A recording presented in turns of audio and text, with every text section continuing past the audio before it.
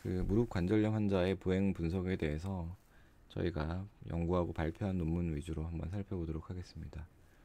무릎 관절염 환자는 그 통증으로 인해서 우선 잘 걸을 수가 없게 되고, 관절염이 이제 심해져서 말기에 가게 되면은 관절 변형으로 인해서 더욱더 걸기 힘들게 됩니다. 그래서 그간 저희가 가졌었던 관절염 환자를 보면서 이런 환자들이 왜 이렇게 못 걷게 되는지, 그 다음에 뭐 수술을 통해서 개선되는 건 어떤 것들이 있는지 살펴본 것들을 하나하나 간단하게 짚어보도록 하겠습니다.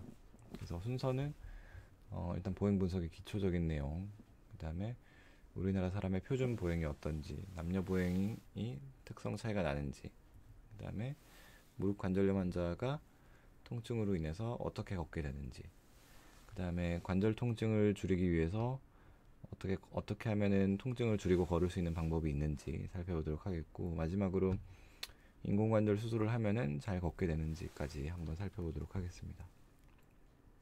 기초입니다.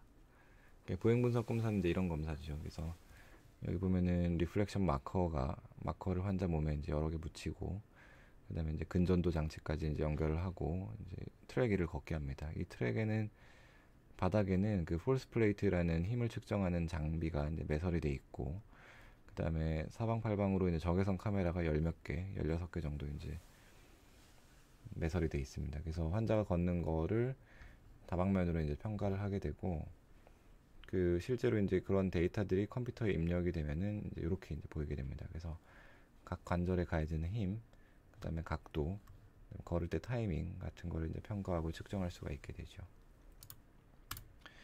이제 이런 보행 분석을 통해서 여러 가지를 이제 볼 수 있는데, 이제 대표적으로 이제 관절염 환자랑 정상인 환자가 어떻게 다르게 걷는지 이런 것들을 분석할 수가 있습니다. 그래서 오른쪽 보면 이제 관절염 환자가 걷는 건데, 이런 환자들은 그 왼쪽 환자에 비해서, 왼쪽 정상인에 비해서 이제 무릎의 얼라이먼트가 좀 더 바루스이고, 그렇게 되다 보니까 이제 걸을 때 땅에서 올라오는 이 빨간색 그래프, 그라운드 리액션 포스라고 하는 이 힘이 무릎에 가하는 그런 어덕션 모멘트라는 그 힘이 더 크게 됩니다. 그래서 관절염 환자가 실제로 정상인보다 무릎에 더 꺾이는 힘을 더 많이 받게 되는 걸 이제 이해할 수가 있죠. 그래서 보행 분석을 통해서는 그 굉장히 이제 여러 가지를 할 수가 있습니다. 이렇게 기본적으로 이제 보행 분석 데이터는 이제 크게 세 가지로 이제 구성이 되어 있고, 각각을 살펴보면 다음과 같습니다. 스페이쇼 템포럴 데이터는 그 게이트 스피드, 보행 속도, 그 다음에 보행의 이제 페이즈 디스트리뷰션, 이제 스탠스 페이즈인지, 그 다음에 스윙 페이즈인지, 그런 분포가 어떻게 되는지를 알 수가 있고, 케이던스라든지 스텝 위스, 스트라이드 랭스, 이런 거 1차원적인 데이터들을 이제 측정할 수가 있습니다. 그래서 그 다음에 이제 3차원 데이터는 키네틱 데이터, 키네마틱 데이터로 나뉘는데, 키네틱 데이터는 조인트 모멘트, 우리가 모멘트는 힘이죠. 그 조인트 모멘트를 나타내는 거고, 그 다음에 키네마틱 데이터는 조인트 모션, 앵글을 나타내는 겁니다. 그래서 그 각각의 데이터는 3차원이니까 엑시알 플레인, 코로널 플레인, 사지탈 플레인으로 이제 구성이 되어 있습니다. 그래서 다시 이제 요약을 하면은, 게이트 데이터는 그 숫자로 나타나는, 숫자는 이제 1차원이죠. 1차원 데이터랑 그다음에 3차원 데이터 두 개가 있는데, 하나는 힘, 하나는 각도, 이렇게 이제 나눌 수 있습니다. 실제로 이제 게이트 리포트를 보면 이제 다음과 같습니다. 이제 스페이쇼 템퍼럴 데이터는 1차원 데이터니까 이제 숫자로 이렇게 나오죠. 그래서 레프트 라이트 나눠서 이렇게 나오고, 그 다음에 모션 데이터는 이제 보면은 앵글 데이터, 키네마틱 데이터는 이제 위에 이렇게 있고, 그 다음에 모멘트 데이터, 키네틱 데이터는 이렇게 있습니다. 그래서 이게 각각 사지탈 플레인, 코로널 플레인, 트랜스 엑시얼 플레인 이렇게 나뉘어 있게 되고, 각 하지에 펠비스, 힙, 그 다음에 니, 앵클 별로, 이제 아나토미 별로 이렇게 또 세부적으로 더 나뉘게 됩니다. 그 다음에 이제 이런 우리가 걷는 게 시간에 따라서 변하는 일종의 이제 시간 대비 함수인데, 그래서 그 시간을 이제 사이클을 나눠 놔야지 연구자 간 비교하기가 좋겠죠. 나누기도 쉽고. 그래서 그 게이트 사이클이라는 건 이제 이렇게 나눕니다. 그래서 스탠스 페이즈, 스윙 페이즈로 이제 구분을 하고, 스탠스 페이즈는 더 세부적으로 더블 림 서포트, 그 다음에 싱글 림 서포트, 그 다음에 더블 림 서포트 이렇게 나뉩니다. 그래서 더블 림 서포트 중에 첫 번째 거를 이니셜 더블 림 서포트, 그 다음에 이제 마지막 거를 터미널 더블 림 서포트 페이즈로 나누고, 각각은 개인마다 다르지만 대략적으로 10%, 40%, 10%, 40%의 차이가 있습니다. 우리가 하지는 왼쪽 오른쪽 두 개로 나눠져 있죠. 그렇기 때문에 각각의 페이즈가 일정 부분 이제 겹치게 되는데, 걸을 때는 우리가 라이트 스탠스 페이즈의 끝나는 부분에 레프트 스탠스 페이즈가 한 10% 정도 이제 겹칩니다. 근데 달릴 때는 또 상황이 다르죠. 달릴 때는 양쪽이 이제 안 겹치게 되는데, 걸을 때는 이렇게 10% 정도 이제 겹치게 되고, 끝에 또 10% 겹치니까 전체적으로 한 20%가 이제 겹쳐서 진행이 되는 거죠. 각각의 이제 특징들을 살펴보면은, 자세하게 살펴보면 이제 다음과 같습니다. 이니셜 더블림 스탠스 페이즈는 그 처음 오른쪽 발 기준으로 이제 처음 발을 딛고 반대쪽 발을 떼기 전까지 상태고, 그 전체 게이트 이제 사이클의 0에서 10% 정도에 해당이 됩니다. 이제 여기서 X축 보면 이제 그 게이트 페이즈이고, 그다음 Y축이 이제 앵글이 될 텐데, 보면 0에서 10까지니까 여기서 여기까지 되겠죠. 그래서 무릎은 점차 이제 굴곡이 되고, 그 다음에 무릎은 코로나럴 플레인에서는 발구스에서 바루스로 약간 넘어오는 그런 페이지입니다. 그 힙은 점차 이제 신전이 되겠고, 그 다음에 점차 이제 어덕션이 되겠죠. 웨이트를 이제 실으니까. 그 다음에 앵클은 발을 디디니까 점차 이제 도지 플렉션이 되겠고, 펠비스는 뉴트럴에서 웨이트가 실려서 한 2도 정도 위로 올라가게 됩니다. 그 다음에 싱글림 스탠스 페이즈는 한쪽 발을 떼고 한쪽만 딛는 상태죠. 그래서 싱글림 스탠스라고 하고, 퍼센트로는 10에서 50%까지가 해당이 됩니다. 그래서 이때는 무릎은 점차 이제 신전이 되겠죠. 점차 펴지겠고, 체중이 실리면서 바루스가 최대로 되겠죠. 우리가 싱글림 스탠스 페이즈일 때는 그 우리가 배꼽에 우리 몸 체중의 센터가 있습니다. 근데 이제 무릎은 그보다 바깥에 있기 때문에 꺾이는 힘을 받게 되죠. 그래서 무릎은 꺾이는 힘 때문에 좀 더 바루스가 됩니다. 그래서 이 바루스 발구스 아크라는 것이 정상인의 경우는 한 8도 정도까지가 되고, 실제로 걸을 때 8도 정도 코로날 플랜에서 움직이는 게 됩니다. 그 다음에 힙 조인트는 더욱더 신전이 되겠고, 어덕션은 더더욱 최대에 이르게 됩니다. 앵클은 도지 플렉션이 돼서 뒤로 이제 꺾이게 되겠고요. 그 다음에 터미널 더블림 스탠스 페이즈 이때는 반대쪽 발을 이제 딛기 시작하는 상태가 되겠죠. 그래서 퍼센트로는 50 내지 60%가 되고, 무릎은 점차 이제 굴곡을 시작하고 이제 스윙 페이즈로 이제 넘어가니까, 그 다음에 웨이트가 반대쪽으로 넘어가기 때문에 바루스 앵글은 점차 감소하게 됩니다. 그 힙은 최대 신전이 되겠고, 그 이후에 이제 굴곡이 시작하게 되겠고, 힙은 어브덕션이 또 시작이 됩니다. 앵클은 이제 플란타 플렉션으로 전환이 됩니다. 우리가 발을 떼고 이제 걸어야 되기 때문에 도지 플렉션에서 앵클을 박차면서 이제 플란타 플렉션으로 이제 변화가 되는 거죠. 그 다음에 이제 스윙 페이즈는 발이 지면에서 떨어져서 앞으로 이제 이동하는 상태고, 이때 체중은 반대쪽 발에 실려 있게 됩니다. 퍼센트로는 60에서 100% 정도 되고, 무릎은 이때 땅에 닿으면 안 되니까 최대 굴곡을 하게 되겠죠. 그래서 최대 굴곡은 70도 가까이 됩니다. 그 이후에 이제 신전을 하게 되고, 힙도 이제 최대 굴곡을 합니다. 양 힙이랑 무릎 양 관절이 이제 최대 굴곡에 이르게 되죠. 그 다음에 이제 어브덕션을 하게 되고, 힙은 그 다음에 앵클은 이제 최대 플란타 플렉션 후에 이제 도지 플렉션으로 바뀌게 됩니다. 그 다음에 이제 키네마틱스를 살펴보면은, 요거는 이제 무릎에 가해지는, 무릎이나 뭐 다른 여러 관절에 가해지는 힘이라고 이해하면은 이제 이해하기가 쉬운데, 그 익스터널 리플렉션 모멘트라는 것은 그 사지탈 플레인에서 무릎 관절에 가해지는 힘입니다. 그래서 플렉션, 익스텐전 이런 식으로 가해지는 힘이고, 처음에 이니셜 더블림 스탠스 페이즈에서 얼리 싱글 렉 스탠스 페이즈까지 이제 증가를 합니다. 피크가 보통 이제 15% 정도에서 이제 이렇게 발생을 하게 되고, 이거는 이제 체중이 몸의 한쪽 다리에 실리게 되면서 체중에 대한 반발력으로 이렇게 나타나는 거죠.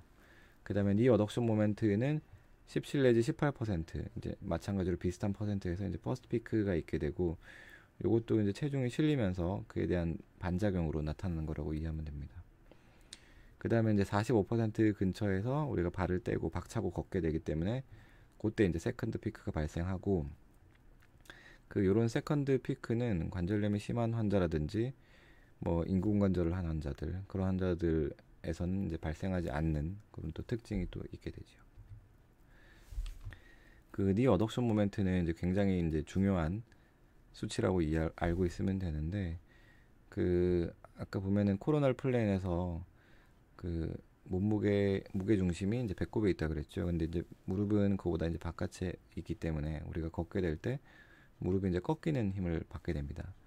그런 거를 나타내는 게 이제 니 어덕션 모멘트고, 니 어덕션 모멘트는 이제 여러 연구에서 이게 크면 클수록 관절염이 빨리 온다, 이런 것들은 이제 증명이 다 돼 있습니다. 그래서 우리가 이제 환자의 어떤 예후 평가를 할 때나 환자의 어떤 상태를 평가할 때 니어덕션 모멘트라는 수치를 굉장히 이제 중요하게 이제 생각을 하죠. 그래서 어떤 연구에 따르면은 그 1% 증가할 때 관절염의 확률이 뭐 6배, 6배 이상 이제 증가하는 걸 보는 연구도 있고, 그런 거는 이제 뭐 여러 가지 연구에서 다 이제 증명이 된 바입니다. 임플란트 루즈닝이랑도 이제 관련이 있다고 돼 있고. 그래서 여기까지가 이제 보행 분석의 이제 기초 내용이고, 그 다음으로는 이제 제가 이제 예전에 연구하면서 궁금했었던, 그리고 궁금한 것들을 이제 풀어가는 과정들을 통해서 여러 가지 이제 4가지 정도 되는 이슈들을 한번 살펴보도록 하겠습니다. 첫 번째 이슈로 우리나라 사람의 표준 보행이 어떤지, 그 다음에 남녀 보행의 특성 차이가 있는지에 대한 연구입니다. 이거는 한 2017년쯤에 이제 발표한 연구고, 내용을 살펴보면 이제 다음과 같습니다. 이 연구는 이제 65세, 평균 65세 환자가 아니죠. 정상인들을 대상으로 연구를 했고, 그 환자들의 이제 심리 앵클 엑시스는 평균적으로 바루스 1.69도 내지 1.88도 사이였습니다. 그래서 거의 뉴트럴 내지 슬라이트 바루스고, 그 요런 환자들은 사실은 우리가 그 벨레만 등이 이제 얘기했던 컨스티튜셔널 바루스, 그런 환자들이랑 이제 일맥상통하는 거라고 볼 수가 있겠죠. 그래서 요런 우리나라 사람들이 이제 평균적으로 이제 걷는 속도 같은 걸 살펴보면은 남자는 113.8 cm/s, 여자는 111 cm/s로 크게 차이는 이제 안 나는 걸 볼 수가 있고요. 스트라이드 랭스는 이제 걸을 때 이제 발을 딛는 거리인데, 남자는 124cm, 여자는 115cm로 남자가 조금 더 길죠. 케이던스는 남자가 거의 110 스텝 퍼 미니트, 여자가 115 스텝 퍼 미니트로 여자가 그 스트라이드 랭스가 조금 짧은 거를 이제 극복하기 위해서 이제 발 걷는 횟수가 좀 더 많은 걸 볼 수가 있고, 그래서 결론적으로 보행 속도는 별로 차이가 나지 않게 되는 게 되죠. 근데 실질적으로는 이런 것들 그냥 보면 안 되고, 남자 여자가 키 차이가 있기 때문에 이런 것들을 이제 보정을 해서 봐야 됩니다. 그래서 이제 앙코바를 통해서 이제 보정을 해서 보면은 남자 여자 속도는 이제 마찬가지로 동일하고, 그 다음에 스트라이드 랭스 같은 경우에는 아까 남자가 더 길었지만은 실제 키 차이를 통해서 보정을 하면은 이 차이는 거의 없어집니다. 그래서 실제 이제 스트라이드 랭스는 거의 비슷한 걸 볼 수가 있고, 그렇지만은 우리가 케이던스도 이제 케이던스도 좀 차이가 나죠. 그 스테비스라고 하는 거는 걸을 때 양발 사이의 폭인데, 그거는 남자 여자가 이제 차이가 많이 납니다. 그래서 여자가 8.4cm 정도로 이제 좀 좁고, 남자가 11.6cm 정도로 좀 넓죠. 그래서 이제 이거를 이제 키로 보정을 했을 때도 이 차이는 이제 유지가 되는 걸 볼 수가 있죠. 그래서 보행 특성이 전반적으로는 큰 차이가 없어 보이지만은 이런 차이가 이제 있게 됩니다. 그래서 좀 더 구체적으로 살펴보면은 아까 남자 여자가 얼라이먼트가 차이가 거의 없었는데, 그 니 어덕션 모멘트라고 하는 그런 메디알 조인트 로딩을 나타내는 그 수치는 여자가 좀 더 높습니다. 실제적으로 어덕션 모멘트라는 거는 베루스가 크면 클수록 더 커지는 특성이 있는데, 얼라이먼트가 차이가 없음에도 여자가 더 큰 걸 볼 수가 있죠. 그래서 통계적으로도 더 크고, 큰 퍼센티지도 꽤 30% 정도 더 큽니다. 그렇지만은 다른 니 익스텐전 모멘트라든지 리프렉션 앵글 이런 거에 차이가 없는 걸 볼 수가 있고요. 마찬가지로 그 힙 어덕션 앵글, 그다음에 이제 코로날 펠비스 모션 이런 것들도 여자가 좀 더 크죠. 그래서 남자 여자 이런 특성 차이를 좀 더 자세히 분석을 해보면은 그 세 가지 정도의 이제 의한 걸 볼 수가 있죠. 얼라이먼트가 이제 차이가 나면 날수록, 바루스가 크면 클수록 어덕션 모멘트가 이제 증가하는 건 맞지만, 요거는 남자 여자가 크게 차이가 안 납니다. 이제 동그라미가 여자, 그 다음에 X가 남자인데, 그 동그라미 X가 거의 비슷하게 이제 산재되어 있는 반면에, 스테비스를 보면은 동그라미가 더 적죠. 평균적으로 아까 여자가 더 작았죠. 근데 남자는 더 크고. 근데 이제 이런 것도 피크 그 니어덕션 모멘트랑 코릴레이션이 이렇게 있습니다. 그 다음에 골반의 너비인데 이제 키로 보정한 골반의 너비도 보면은 그 여자가 좀 더 크고, 그 다음에 남자가 좀 더 작죠. 그리고 이거가 피크 니어덕션 모멘트랑 이제 관계가 있고요. 그래서 이제 데이터를 이제 해석을 해보면은 여자가 메디알 조인트 로딩을 나타내는 니어덕션 모멘트가 더 큰데, 즉 무릎 안쪽에 이제 가해지는 힘이 더 큰 거죠. 근데 그 이유는 이제 스테비스가 더 좁은 거, 그 다음에 펠비스가 상대적으로 더 넓은 것, 이런 게 이제 직접적으로 관련이 있었습니다. 그래서 이 모식도를 보면은 남자 골반이 이제 파란색이고 여자 골반이 이제 붉은색인데, 그 골반이 상대적으로 더 넓으니까 무게 중심의 센터가 좀 더 안쪽에 위치하겠죠. 그래서 어덕션 모멘트의 벡터를 살펴보면은 골반이 큼으로 해서 여자가 어덕션 모멘트의 벡터가 더 큽니다. 그 다음으로 걸을 때 남자는 좀 더 넓게 걷는데 여자는 좀 더 좁게 걷습니다. 그래서 그런 것들에 의한 것 때문에 여자가 조금 더 어덕션 모멘트가 좀 더 큰 걸 알 수가 있죠. 그러면 이제 이게 어떤 뜻이냐? 어덕션 모멘트가 더 크면 앞서 봤듯이 관절염이 올 확률이 많이 증가를 합니다. 그래서 여성이 관절염이 더 훨씬 많은데, 특히 이제 무릎에 많은데, 그 이유 중에 하나가 이런 이제 바이오 메커니컬한 이유 때문에 그럴 수 있다 하는 게 이제 이 논문의 이제 포인트가 되겠습니다. 그래서 이제 이제 연구의 결론은 스트라이드 랭스가 좀 더 작지만 케이던스가 여성이 더 이제 높기 때문에 보행 속도는 거의 비슷한 걸 알 수가 있었고, 그 다음에 메디알 조인트 로딩을 나타내는 어덕션 모멘트가 여성에서 좀 더 큰데, 이거는 스테비스가 네로우한 거, 그 다음에 펠비스가 좀 더 상대적으로 와이드한 게 연관되어 있었고, 요런 피크니 어덕션 모멘트가 큰 것이 이제 후에 관절염이 더 여성에 더 높은 거에 이유가 될 수 있다. 이런 게 이제 이 논문의 이제 결론이 되겠습니다. 그래서 이번 스터디, 이 연구와 관련 있는 다른 스터디를 살펴보면은 그 스텝 위스를 네로우하게 걷는 것, 이런 것들이 조금 더 어덕션 모멘트를 늘리는 것과 관련이 있다. 우리 연구랑 거의 비슷한 결론이죠. 그래서 이런 것들이 나중에 추후에 다른 연구들의 또 발판이 또 되기도 합니다. 비슷한 연구인데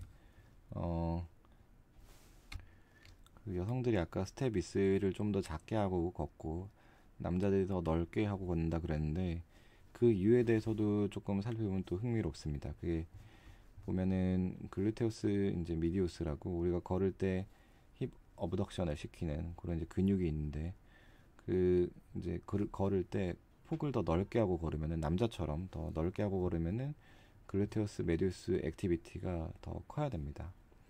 그래서 이제 아마도 제 추측으로는 여성이 조금 더 좁게 하고 걷는 이유는 글루테우스 메디우스의 어떤 파워가 근육 파워가 남자보다 작기 때문에 조금 더 네로우하게 걸으면은 편해서 그렇게 걷는 게 아닌가 생각이 되고, 그런 게 추후에 관절염의 또 원인이 될 수 있는 그런 이유가 있지 않을까 생각을 했습니다. 그 다음으로 무릎 관절염 환자의 보행 특성에 대해서 한번 살펴보겠습니다. 그래서 요 챕터는 이제 저희가 발표했던 세 가지 논문들을 이제 위주로 해서 요약을 해보겠습니다. 무릎 관절염 환자의 이제 티피컬한 이제 보행이죠. 이렇게 얼라이먼트가 바루스가 심하고, 그 다음에 라테랄로 이제 스러스트가 됩니다. 바루스 스러스트가 되고, 걸을 때 몸통이 발 딛는 쪽으로 이제 왔다 갔다 하죠. 이렇게 함으로써 이제 어덕션 모멘트를 줄이게 되는 그런 효과가 있습니다. 그래서 관절염 환자의 보행 특성을 구체적으로 살펴보면은 다음과 같습니다. 먼저 스페이쇼 템퍼럴 파라미터를 보면은 보행 속도가 일반인 정상군 대비 당연히 느린 특징이 있고, 케이던스랑 스트라이드 랭스가 이제 모두 감소되어 있는 특징이 있습니다. 그 다음으로 키네마틱스를 보면은 사지탈 니 모션이 굉장히 감소되어 있는 걸 볼 수가 있습니다. 여기서 정상군이 이제 파란색이고 관절염군이 이제 붉은색인데, 피크 니 플렉션 앵글이 굉장히 작죠. 그리고 우리가 스탠스 페이지에서 스윙 페이지로 넘어갈 때 정상군은 이제 플렉션이 됐다가 익스텐전이 많이 되는데, 그런 것들의 베리에이션이 굉장히 적죠. 그래서 무릎을 굉장히 뻣뻣하게 하고 걷는 걸 알 수가 있고, 그 다음에 대부분의 환자에서 바루스 얼라이먼트가 심한 걸 볼 수가 있습니다. 또한 바루스 발구스 아크라 그래서 처음에 이제 발 디딜 때 발구스였다가 그다음 미드 스탠스에서 이제 바루스로 이렇게 바뀌는데, 그런 아크가 정상군은 8.3도 정도 되는데, 관절염 환자들은 이것 또한 많이 줄어 있죠. 그래서 전반적으로 굉장히 뻣뻣한 걸 볼 수가 있고, 그 다음에 피크닉 플렉션 모멘트도 많이 감소합니다. 그래서 정상인들은 디딜 때 체중을 무릎에다 이제 많이 실을 수 있죠. 이렇게 실을 수 있는데, 관절염 환자들은 통증 때문에 이런 것들을 세게 못 싣습니다. 그래서 이제 이런 피크닉 플렉션 모멘트가 굉장히 감소가 돼 있고, 반면에 이제 또 걸을 때 미드 스탠스 페이지에서 무릎을 펴지를 못합니다. 그래서 아까 보면은 이제 여기 굽혀져 있죠. 이렇게 굽혀져 있는데, 이런 이유 때문에 피크닉 플렉션 모멘트가 굉장히 커집니다. 그래서 처음에 무릎에 힘을 팍 주진 못하지만은 처음에 준 상태로 계속 이제 힘이 유지가 되는 거죠. 그래서 무릎 조금만 걸어도 굉장히 피곤하죠. 이렇게 되면은. 그 다음에 니 어덕션 모멘트가 굉장히 이제 증가가 돼 있고, 정상적으로는 피크가 퍼스트 피크가 있고 세컨드 피크가 한 45% 정도 나타나야 되는데, 그런 것들도 나타나지 않습니다. 이게 굉장히 뻣뻣하고 무릎에 무리가 힘이 가해진 상태로 쭉 이렇게 걷는 걸 볼 수가 있죠. 그래서 조금만 걸어도 아프고 피곤한 이유가 이제 이런 이유 때문에 이제 그런 거죠. 이런 니 어덕션 모멘트는 관절염 진행이랑 굉장히 관련 있는 중요한 수치라고 했는데, 얼라이먼트랑 굉장히 밀접하게 연관이 되어 있습니다. 그래서 얼라이먼트가 바루스가 심하면 심할수록 어덕션 모멘트도 커지는 걸 볼 수가 있습니다. 그 다음으로 코로날 플레인에서 모멘트가 전체적으로 이제 많이 감소가 되어 있습니다. 그래서 정상군은 코로날 플레인의 모멘트를 다 합치면은 18 정도 되는데, 관절염 환자들은 16 미만이죠. 그리고 이제 그 중에서 특히 이제 무릎이 아프니까 무릎이 많이 감소한 걸 볼 수가 있고, 상대적으로 이제 앵클이나 힙에서 이런 것들을 이제 컴펜세이션을 많이 하는 걸 볼 수가 있습니다. 그리고 걸을 때 이제 구부정하게 걷죠. 그래서 무릎을 굽힌 채로 이제 걷게 되고, 그다음에 무릎을 싱글림 스탠스 페이지 중간에 펴지를 못하게 됩니다. 그래서 이런 것들은 속도 느린 것과 이제 연관되어 있죠. 그래서 이제 이런 것들은 머슬 코 액티베이션이라는 걸로도 해석이 가능한데, 우리가 걸을 때는 무릎의 안테리어에 있는 쿼드, 그 다음에 포스테리어에 있는 햄스트링, 이게 이제 얼터너티브하게 이제 파이어링을 해야 무릎을 굽히고 펼 수 있게 됩니다. 둘 다 파이어링 하면은 힘을 양쪽에서 싹 주고 있는 거니까 움직이지 않겠죠. 근데 이제 일정 부분은 이게 같이 움직여야 무릎이 이제 스테이블해지는 부분이 있는데, 이런 거를 이제 코 액티베이션이라 그럽니다. 그래서 코 액티베이션이 크면은 이제 큰 사람들은 이제 무릎을 굉장히 양쪽에서 세게 잡고 있는 거라서 스테이블하지만 반대로 잘 움직일 수 없게 되죠. 그래서 이런 특성들을 관절염 환자에서 살펴보면은 코액티베이션이 정상인 대비 굉장히 큰 걸 볼 수가 있습니다. 그래서 마찬가지로 이제 뻣뻣한 무릎의 원인이 되겠고, 이런 것들을 여러 가지를 통해서 이제 해소를 시켜야지 환자가 좀 더 편하게 걸을 수 있게 되겠죠. 그 이제 마찬가지 연구고, 코액티베이션이 크면 클수록 그런 관절염 환자에서 코액티베이션이 좀 더 큰 거를 이제 관찰한 연구가 되겠습니다. 이제 그러면은 이제 이런 관절염 환자의 보행을 객관화 정량화할 수 있을까 하는 이제 의문이 생기고, 그런 것들을 이제 저희가 또 다른 연구에서 또 했죠. 그래서 보면은 크게 이제 세 가지 정도가 제일 큰 이제 차이점이었는데, 여기 보시면 요 수치가 높으면 높을수록 이제 차이가 큰 겁니다. 이게 스탠다드한 민 디퍼런스 값인데, 그 이제 플러스 마이너스 1이 원 스탠다드 데비에이션이고 1.6 정도면 이제 원 스탠다드 데비에이션을 넘는 굉장히 큰 차이라 볼 수 있고, 이제 가장 큰 차이가 이제 얼라이먼트 스로우 게이 사이클이죠. 그래서 관절염 환자는 이제 바루스가 심하다. 이게 이제 가장 큰 특징이 되겠고, 두 번째로는 이제 어덕션 모멘트가 스탠스 페이지에 차이가 나는 거. 어덕션 모멘트가 관절염 환자가 크죠. 그게 두 번째 차이가 되겠고, 그 다음에 이제 사지탈 플레인에서 레인지 오브 모션이 관절염 환자가 작은 거가 이제 세 번째 차이가 되겠습니다. 그래서 이런 정량화한 걸 통해서 관절염 환자의 보행, 그 다음에 일반 환자의 보행을 구분을 할 수 있느냐, 이런 이제 시도가 있었죠. 그래서 이제 다른 데서 이제 진행한 연구인데, 보시면은 어떤 여러 가지 크라이테리아를 통해서 이제 관절염인지 아닌지 걷는 걸 통해서 구분할 수 있겠다, 이런 시도가 있었습니다.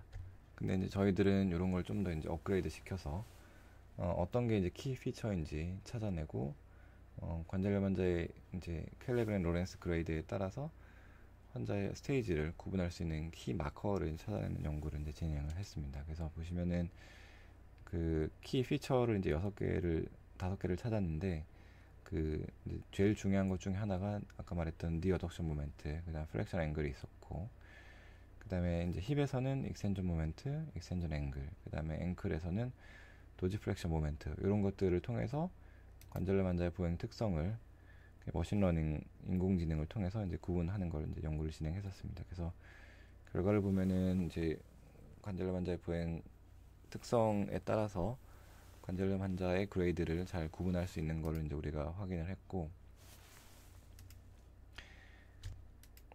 그 보행을 이제 눈으로 봄으로써 관절염 환자의 부위의 진단이 가능할까, 이런 이제 의문도 우리가 좀 더 생각을 해봤습니다.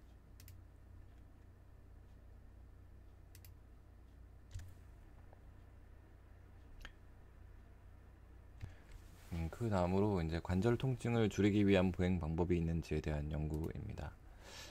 보시면은 원래는 환자가 걸을 때 니어덕션 모멘트가 이제 이렇게 3에 가까운 이런 모습을 볼 수 있는데, 걷는 방법을 여러 가지로 바꿈으로 해서 이를 절반 정도로 이제 줄일 수 있습니다. 보시면은 이제 이런 여러 가지 방법을 써서 이제 줄일 수 있는 건데, 각각을 자세하게 살펴보면 그 퍼스트 KM의 피크는 프로그레션 앵글이 토 아웃되는 경우, 그 다음에 스텝 위스가 좀 더 와이드하게 넓게 걷는 경우, 그 다음에 워킹 스피드가 좀 더 패스트한 경우 조금 더 증가하는 걸 볼 수가 있고, 그 세컨드 피크 같은 경우에는 이제 토 아웃을 하는 경우, 그 다음에 스텝 위스가 좀 더 와이드한 경우, 워킹 스피드가 이제 패스트한 경우, 이렇게 좀 차이가 납니다. 그래서 이런 게이트, 이런 것 자체를 게이트 모디피케이션이라고 하는데, 보면은 반대쪽에 이제 케인을 쓰는 거, 그 다음에 스테비스를 넓게 하는 거, 그 다음에 메디알 스러스트, 인크리즈드 힙 인터널 로테이션, 웨이트 트랜스포트 메디알 풋, 그 다음에 트렁크 린, 이런 것들이 니어덕션 모멘트를 이제 줄일 수가 있습니다. 그래서 환자들에 따라서 뭐 수술을 하기 힘든 경우나 혹은 약에도 듣지 않는 경우, 이럴 때는 이제 게이트 모디피케이션 같은 걸 좀 알려줘서 환자의 통증을 조금 더 줄이게 할 수 있겠습니다. 이제 비슷한 연구인데, 그 걸을 때 트렁크를 아픈 쪽으로 이제 린함으로써, 기댐으로써 마찬가지로 어덕션 모멘트라든지 무릎에 가해진 힘을 줄일 수 있다, 이런 걸 나타낸 연구고, 요약을 하면은 보행 속도를 조금 천천히 하고, 걸을 때 양발의 간격을 좀 더 넓게 하고, 그 다음에 트렁크를 린하고 아픈 쪽으로, 그 다음에 토 아웃을 하는 것이 환자의 그 니어덕션 모멘트를 줄일 수 있는 방법입니다. 그래서 뭐 여러 가지가 수술이 힘들거나 그런 환자들 같은 경우에는 이런 방법을 알려줘서 조금 더 당장의 통증을 줄일 수 있게 할 수도 있겠습니다. 네, 그 다음 연구고 인공관절 수술을 하면은 잘 걷게 되는지에 대한 연구입니다. 최근 논문이고요. 그래서 이제 보시면은 수술 전 이제 블루, 수술 후 레드입니다. 그래서 수술 전에 비해서 이제 여러 가지가 이제 개선이 됩니다. 많은 점이 개선이 되고 좋아지지만은 수술 그 하고 나서도 정상인 녹색 컨트롤 대비 여러 가지 점이 차이가 나죠. 그래서 그런 것들을 이제 정량화한 연구인데 보면은 그 각 플레인별로 나눠보면 또 되게 재미있습니다. 그래서 그 수술 전후에 변하는 거 1, 2, 3를 살펴보면은 이게 1, 이게 2, 이게 3인데 이게 전부 다 코로날 플레인에서 이제 일어나는 일들입니다. 근데 수술 후에 정상 대조군과 차이가 나는 거 1, 2, 3를 살펴보면은 이게 이제 1, 2, 3가 되겠는데 이게 대부분 이제 사지탈 플레인에 있습니다. 그래서 그 인공관절 수술의 이제 기본적으로 개념이 코로날 플레인에서 디포미티를 치료하고 바이오메카니컬리 어드밴티지를 얻지만 아직 사지탈 플레인에서는 우리가 개선되지 않은 점이 남아있는 그런 수술이라고 이제 생략학적으로 이제 이해할 수 있는 거죠. 그래서 요거를 이제 구체적인 수치를 통해서 이제 살펴보면은 보시면은 얼라이먼트 체인지 그 수술 전후에 가장 차이가 나는 게 이제 얼라이먼트입니다. 그래서 여기 보시면은 아까 그 수치 민더 플러런스 값이 제일 높은 걸 볼 수가 있고 그 다음에 수술 전후에 이제 차이가 나는 거 말고 그 다음에 정상 대조군과 비교해 봤을 때 가장 차이가 나는 게 바루스 발구스 아크인데 마찬가지로 차이가 굉장히 심하게 나죠. 그래서 이제 요약을 해보면은 수술의 변화 탑3는 얼라이먼트 변화, 어덕션 모멘트의 감소, 힙 어덕션 모멘트의 증가가 되겠고 그래프로 보면 이제 다음과 같습니다. 그 다음에 대조군 보행과 차이점 탑3를 보면은 바루스 발구스 아크가 작은 게 이제 가장 큰 차이가 되겠고 정상군 8.3도 대비 이제 인공관절 3.1도 그 다음에 이제 레인지 오브 모션이 작은 게 또 두 번째 차이가 되겠고 피크니 플렉션 모멘트가 작은 것도 세 번째 차이가 되겠습니다. 이렇게 이제 차이가 나는 거죠. 그래서 이제 결론적으로 인공관절 수술을 하고 나서 이제 얻을 수 있는 가장 좋은 바이오메카니컬한 팩터는 얼라이먼트 체인지가 1번이고 그 다음에 그를 통해서 이제 나타나는 리어덕션 모멘트의 감소가 2번이 되겠습니다. 근데 아직 인공관절에 이제 단점이 여전히 존재하는데 이제 가장 큰 단점은 바루스 발구스 아크가 이제 줄어드는 게 이제 가장 큰 단점 내지 차이점이 되겠고 이런 거는 환자가 그 걸을 때 그 조금 더 컨스트레인드 되는 그런 느낌 혹은 디스컴포트 되는 그런 느낌으로 이제 느껴질 수가 있습니다. 그래서 인공관절은 이제 생략학적으로는 얼라이먼트 코렉션에 가까운 수술이 된다가 이제 생략학적인 컨셉이 되겠고 생각보다 많은 것을 바꾸지는 못한다가 되겠습니다. 그리고 이제 생각보다 이제 제대로 걷지 못하는 특징이 있기 때문에 요거는 나중에 이제 수술 기법이라든지 디자인을 통해서 개선의 여지가 많은 그런 점이 되겠습니다. 그래서 보행 분석을 통해서 이제 관절염에 대한 이해를 좀 더 높일 수가 있고 수술 방법이나 임플란트 개발 등에 대한 이제 아이디어를 더 얻을 수가 있겠고요. 추후에 이제 웨어러블 디바이스라든지 그런 것들을 이제 개발에 활용할 수가 있겠고 보행 분석은 관절염 환자에 있어서 유용한 평가 도구가 될 수 있겠습니다. 네, 이상입니다.